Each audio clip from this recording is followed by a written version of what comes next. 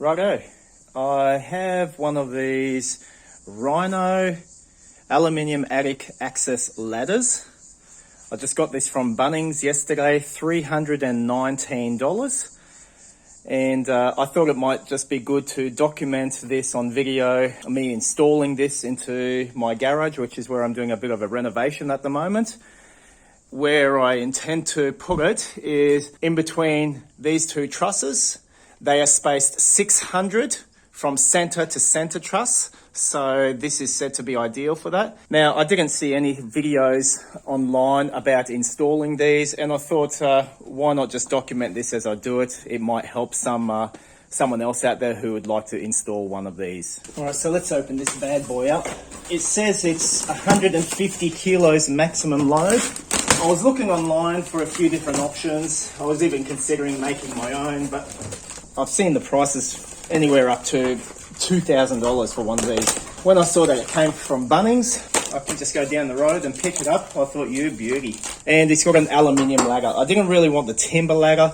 I wanted the aluminium one, just a bit stronger, I think, anyway. That's just to me. Once you get all your packaging off, you'll notice around the place there are some staples. So you get your front cutters or pincers and just peel them off nicely like that. Just like that. To show you what the front of it looks like. So this is all pine. This is just a ply board sheet. It can be stained, can be painted, or whatever. Measuring the width, we are talking 550 millimeters. On the overall length, we got 1220 mils. The depth of it is 120 millimeters high, not taking into account the 10 millimeters door plywood sheet there. Okay, we'll just stick this draw wire through. I won't be using this permanently, but temporarily. I'll just tie the knot at the back there. Just a simple knot like that. And that's good enough for now. All right, so what I'll try to do is try to show the working out of how this will go into the trusses and just the dimensions. Now we know from there to this point here is 120 mil, and this is actually 9 millimeter sheet of ply to be the door. Look from a side on view, try to do this big. Okay, this is my truss. 90 millimeters. Underneath, I'm going to be putting a 20 millimeter batten, 20 millimeters high, and underneath will be my 10 millimeter sheet of plasterboard. 10 millimeters. With me so far? Cool. All up, this is 120 millimeters. This is going to be installed like this. And this is it. This is the timber, and it continues on like so. Okay, the door rests halfway here, and this is the door. I'm going to bring my plasterboard right up and butt it up all around the frame here. There'll be a slight gap here. It could be 2-3 millimeters gap between the plasterboard sheet, draw the dots, and the timber here. So to cover up that little gap, we'll be just plonking a bit of 10 mil architrave that I have over here that covers the gap. That'll come just, I don't know, 3-4 millimeters all around like that. It'll leave me a little gap all the way around the door here, which is kind of like a shadow line gap. I think that'll do the job just fine. So hopefully that helps.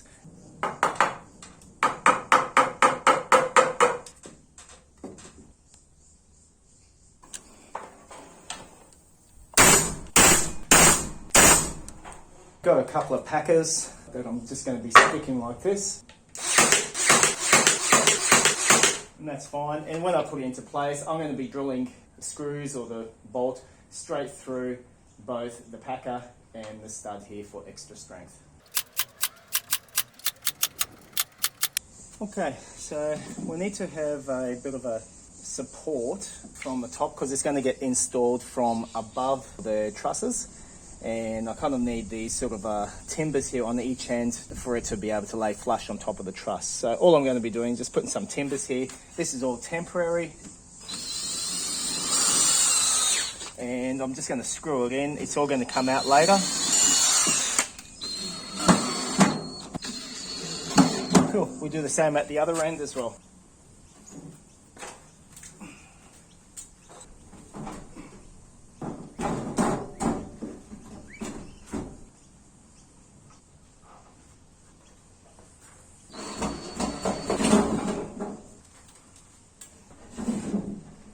And I'll just screw the timbers back and she'll be good.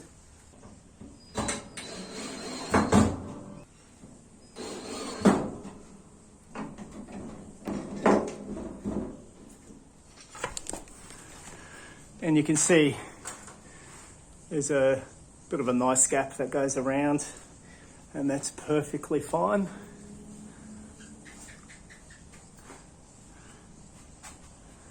There we go. And so we'll just screw all these off now and fix it into place. You can see the timber is supporting it from the top right in level with the top of the truss, which is exactly what I want. And then we've got here 20 mil for the ceiling batten and 10 mil for the jib rock. 30 millimeters, perfect. It's exactly what we want. Okay, we next open this up so that we can fix it down.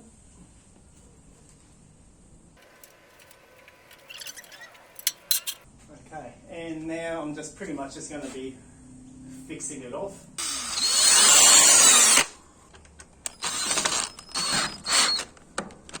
All right, something extra that I've done is I made a couple of wedges. Basically wedged it over there and there, okay? This side was perfectly level and straight. This side had the space, and I wanted to make sure that I used the wedges to make it perfectly straight. So I'm just going to be cutting it off, and I use the trusty Ryobi and pretty much just cuts it flush. And if there's any screws that are protruding out from the truss, don't forget to take off the top batten here, the supporting batten.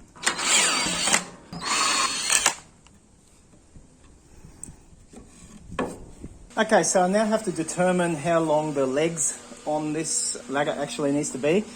When you look at the manual, it actually tells you got to get the ceiling height, then you use this formula. Ceiling height divide 0.9265 minus 10 millimeters equals the correct style length. So we're going to do that now.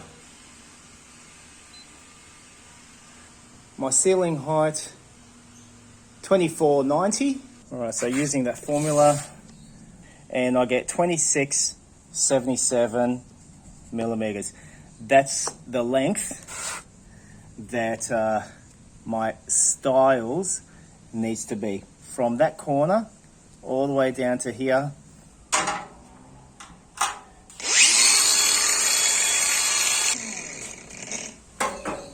Then you stick your rubber feet on.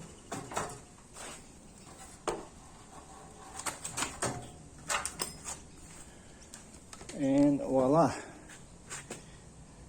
there we go.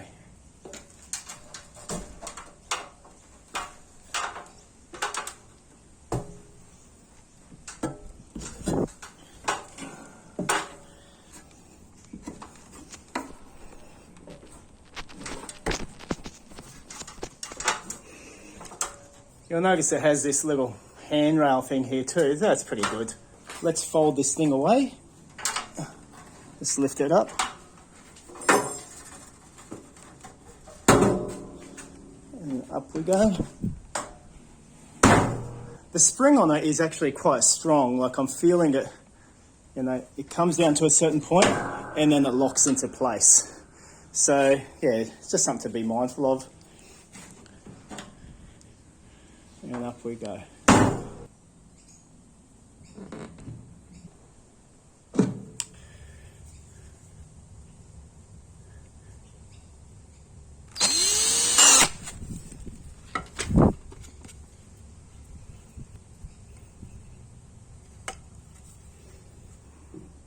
That is it.